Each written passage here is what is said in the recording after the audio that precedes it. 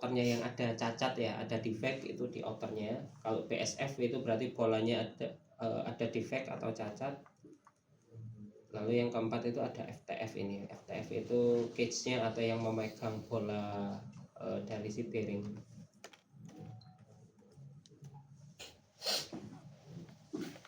Nah ini sih Pak, kalau frekuensi BPFO ditambah BPFI itu berarti jumlah bolanya, berarti jumlah bola dari si bearingnya.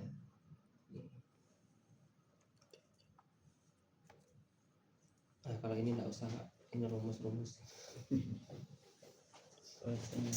Nah ciri-cirinya biasanya yang paling tinggi itu setahu saya BPFI, paling tinggi BPFI, kemudian BPFO, BSF. Nah kalau FTF atau cage itu biasanya adanya di subsinkronus, jadi di bawah 1 kali frekuensinya. Itu cirinya FTF ini. Nah ini kan ada tulisannya normally occur between 0,35 sampai 0,48. Ini umumnya ya, umumnya frekuensi FTF itu ada di kisaran angka segini. Jadi kalau misalnya kelihatan ada peak sebelum 1 kali, terus kemudian kita cocokin di situ, kalau ternyata frekuensinya FTF, oh berarti cage-nya sudah mulai ada cacat ini. Kick bearing ya Pak? Iya, cage-nya bearing ini, kick-nya.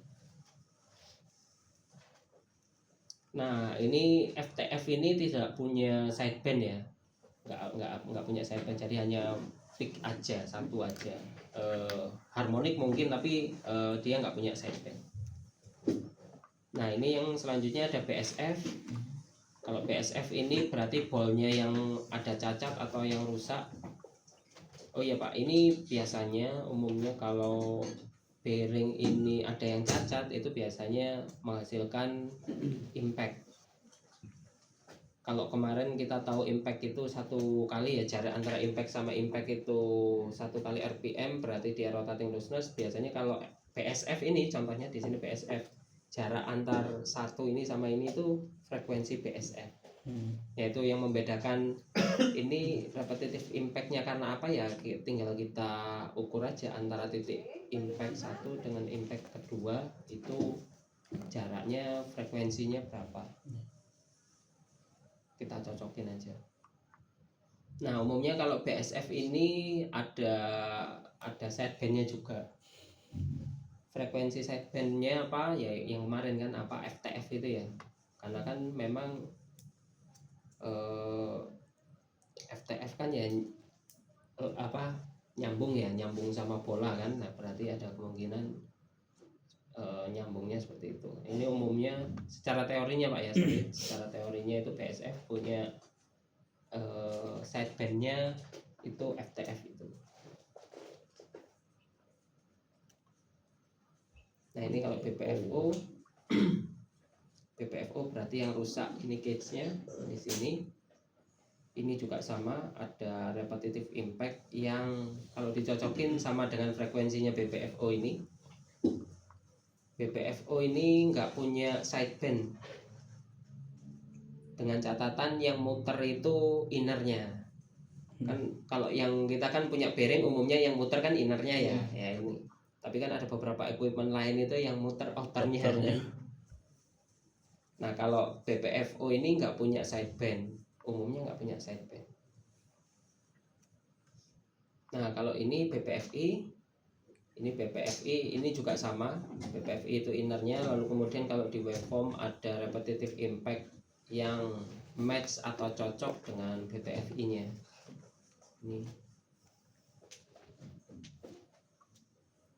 Nah umumnya BPFI itu ada sidebandnya nilainya itu 1 kali RPM. Nah, makanya di sini kan ada sideband, ada beberapa sideband yang muncul. Ini kalau diukur ya 1 kalinya ini.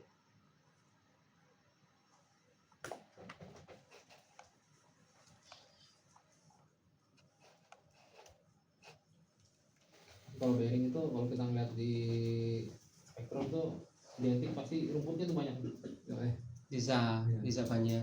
Nanti kita tinggal ini aja sih. Kalau kita kan sudah punya kode bearing.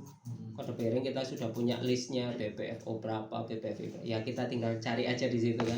Kalau memang muncul, apalagi sampai harmonik gitu ya. Kalau hanya muncul satu kali biasanya saya nggak ini Pak, nggak yakin ini frekuensi bearing atau bukan. Tapi kalau sudah satu terus ternyata harmonik satu kali BPFI, dua kali BPFI, tiga kali, oh ini berarti memang BPFI. Seperti itu. Ketika itu ketemu BPFI dan BPFO-nya masuk sudah step 3 ya Pak? Masuknya stage 3 kalau di sini ya. Di sini masuknya sudah stage 3.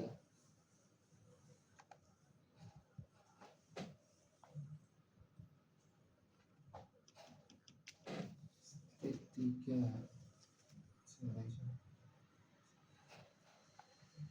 Stage 3. Nah, ini Pak mungkin apa lebih detailnya kita bahas stage-nya. Kalau stage 1 ini ultra high sih. Ultra high frekuensi biasanya itu dia itu masih mikro.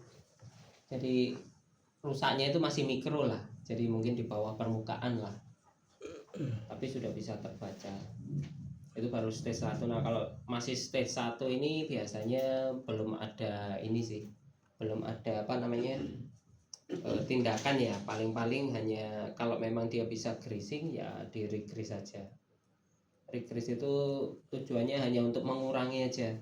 Jadi ketika bearing frekuensi itu sudah muncul sebenarnya dia itu sudah rusak. Tapi kalau kita greasing itu hanya apa ya? Mengurangi efek aja. Jadi kalau mungkin jalan rusak ya kita tambal pakai tanah gitu kan, tapi kan tetap rusak sebenarnya dia itu. Nah, ini stage 2. Stage 2 ini mungkin frekuensinya kan awalnya di sini ya, tapi dia sudah turun ke frekuensi lebih rendah tapi belum muncul frekuensi bearing. Nah, ini kalau stage 3 sudah muncul. Ini bisa salah satu, bisa banyak frekuensi bearing. Bisa BPFO muncul juga, BPFI muncul dan seterusnya, tapi kadang-kadang munculnya satu juga bisa. Ini stage 3. Nah, kalau di sini tulisannya replace bearing now kalau di sini. Perhentian Ya. Ya dia sudah cacat juga sih, tapi biasanya masih ada waktu untuk persiapan untuk ganti biasanya, nggak harus langsung saat itu juga. Nah, ini kan kalau stage 4 ya kan bentuknya kan sama dengan rotating useless kan ini kan. Ini kan ada 1 kali, 2 kali, 3 kali, jadi apa harmonik ya.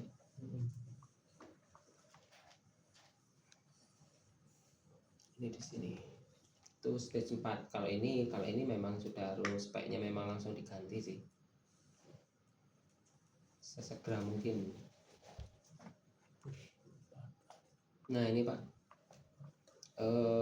Ini contohnya ya untuk menganalisa dia bearingnya, terus mengetahui bearing defect. Yang pertama kita punya spektrum, yang kedua kita punya kode bearing. Ini kan kode bearingnya ya FAG 22232 ini kan. Nah, kalau di sini nanti muncul ini kalau di AMS itu coba nanti saya tunjukkan cara ngecek bearingnya. Ada nanti muncul, jadi ibaratnya kayak database gitulah, database bearing berikut frekuensinya nanti ada. Nanti coba saya tunjukkan menunya yang mana. Nah, di sini kan contohnya ini, lalu kemudian kita cocokkan. Ternyata di sini ada peak dan harmonik kan sampai ke sini kan. Nah, ini kan ada tulisannya nih, order berapa? 10,3 sekian kan. Nah, setelah kita cocokin mana nih yang cocok dengan ini? FTF-nya bukan, PSF bukan, BPFO bukan. Nah, ternyata yang mendekati ini 10,3. Nah, ini berarti BPFI-nya. BPFI-nya yang kena.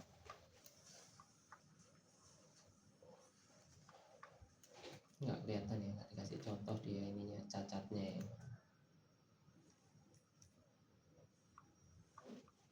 Nah ini BPFO ada, ini walaupun kecil, jadi nggak selalu kita lihat amplitudenya. Pokoknya dia muncul kelihatan BPFO-nya ya kita stage 3, entah kecil entah besar gitu kan, itu minimal stage 3.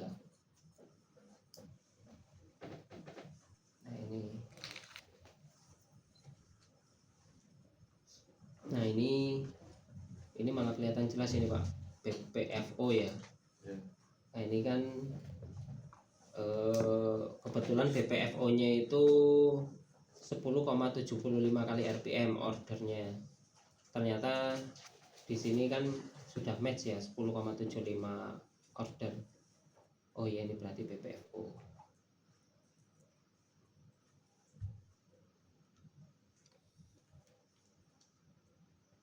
Itu.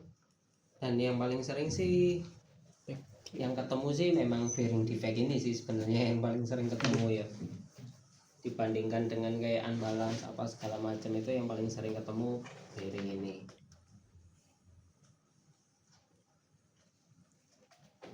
Kalau peak view-nya itu Pak minus 1,79 di time waveform itu Pak. Oh ini Ya. ini aja sih Pak, kan kalau peak view itu biasanya dia memang cuman satu arah ini aja. Terus ini kan ada peaknya plus ya, yang atas ini kan peak plus, yang kedua peak minus. Kalau peak view itu time waveformnya bentuknya ya hampir sama kayak spektrum ini. Beda kayak time waveform yang pengukuran biasa kan ada naik Sinus. turun, ada minusnya ya. Iya. Bawahnya ini kan nggak datar kan. Kalau peak view beberapa waveformnya bentuknya seperti ini memang.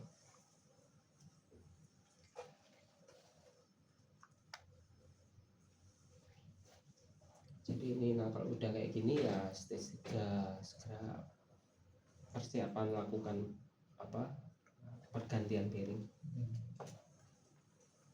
Kadang kan misalnya kayak gitu Pak, identifikasi nih kita kayak bearing ini ya Pak ya. Tapi kan secara overall nilainya masih kecil ya, Ya. kecil. Nah, itu kadang jarang. Nunggu kalau misalnya udah tinggi baru wah. Iya. Gitu ya. Ya itu bisa juga sih Pak, makanya saya bilang ada yang overprotective, jadi wes pokoknya muncul bearing stage 3 nggak peduli ganti, ada yang seperti itu, ada yang ya nanti nunggu naik aja. Biasanya memang kalau baru stage 3 itu overallnya beberapa memang ada yang masih kecil. Nanti kalau sudah stage 4 itu biasanya overallnya juga tinggi, naik juga biasanya. Nah cuman namanya ini hubungannya dengan rotating ya, jadi bisa jadi perubahannya itu cepat Pak, bisa jadi perubahannya cepat. Nah bisa jadi kita kan next pengukurannya misalnya sebulan lagi ya, bisa jadi nanti 2 minggu sudah rusak gitu kan. Nah itu makanya mungkin ada orang yang lebih berhati-hati, ya udahlah mumpung sekarang ketemu langsung diganti aja. Ada yang seperti itu, ada yang mungkin punya pengalaman sendiri. Oh biasanya nanti kalau muncul BPFI nanti baru 3 bulan, nanti aja bulan depan diukur, kalau naik lagi baru diganti, ada yang seperti itu. Nah itu pengalamannya masing-masing tempat bisa beda-beda. Kalau misalkan dia belum sampai salah banget dengan grease itu apakah bisa menurunkan ya, tapi menghilangkan nggak bisa, karena kan namanya cacat ya Pak ya, cacat kan dia permanen kan, Memperpanjang usia. memperpanjang aja ya. Misalnya ada yang wah ini agak susah untuk dimatikan, padahal misalnya 2 bulan lagi mau overhaul, nanti gantinya pas overhaul aja ya, di greasing aja terus gitu, itu juga bisa.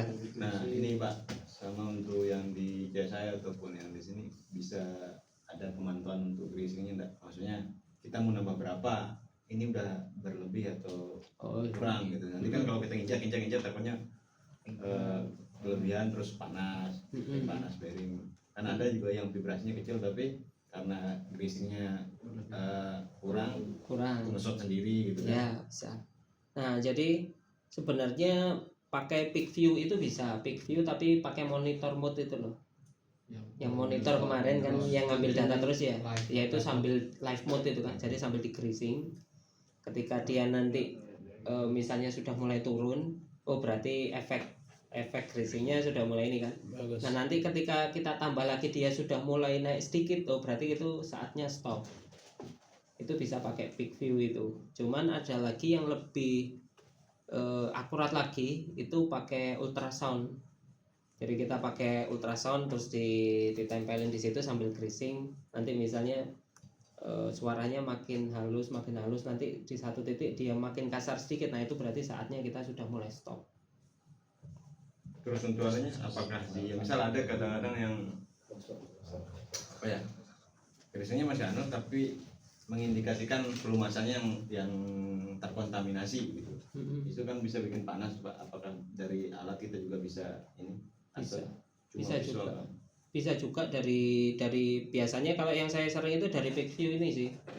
Dari peak view. Jadi misalnya nih ada nilai peak view yang naik gitu kan misalnya. Nah, itu bisa juga mengindikasikan kalau misalnya itu oh ini hubungannya sama greasing ya. Kita ganti aja greasingnya gitu kan. Itu bisa terbaca. Jadi dari trending ya, trending nilai peak view.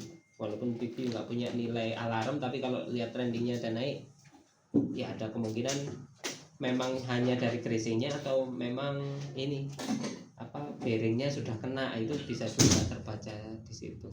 Jadi kalau misal bearingnya kena, bisa kita pastikan dari BVFO BVFI-nya. BVFO BVFI.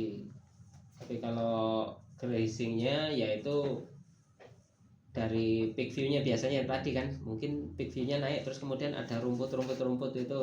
Nah, itu biasanya juga ada hubungannya sama greasing, juga bisa dicoba untuk re-grease saja.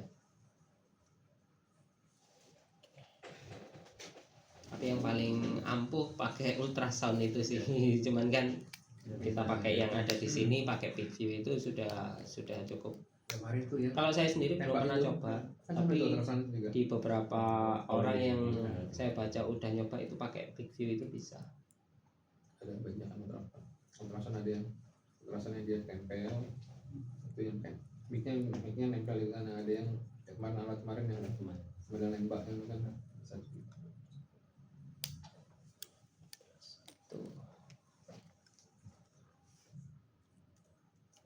Ada pertanyaan lagi Pak terkait bearing? Ya ini sering terjadi tapi deteksinya relatif nggak susah sih karena dia punya ciri khusus.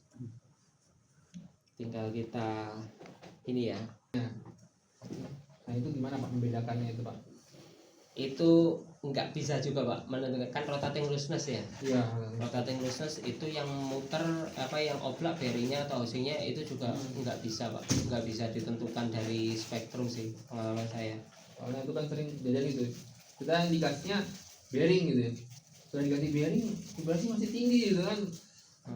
Kalau kita hanya seorang PDM-nya hanya tahunya ngecek aja tanpa kita ngikut ke lapangan langsung, ya kan nggak ketemu gitu ya. Ya.